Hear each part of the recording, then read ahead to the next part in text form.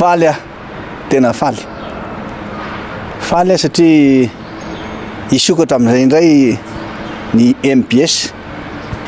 ary hoazonareo amin'ny fandaharana amin'ny onjam-peo 95.4 folo taona zay latsaka kely no nikatonany sy nijanonany sy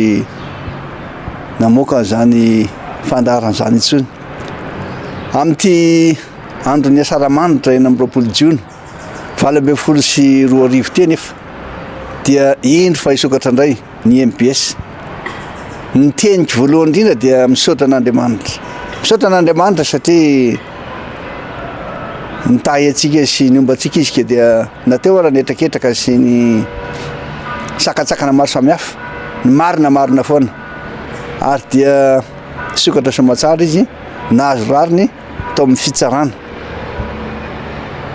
koa dia manantena aho mino aho fa andeha tsara ny fandaharana sy fandraisana anjara n'ireo mpiaino ao amin'ny 95.4 MPS faly aho hoe aminareo satria andro anankiray manana ny tantarany malagasy ty andro an'io ty ny 20 Jiona ankalazantsika ny fahavalo amby 50 taona ny fahaleovatenan'i Madagasikara ny teny voalohany eto mba ilazana fa tena amin'ny fomba ofisialy ny fisokafan'ny MPS rehefa nahazo ny fandresena fa satria tsika zanaka ny mpandresy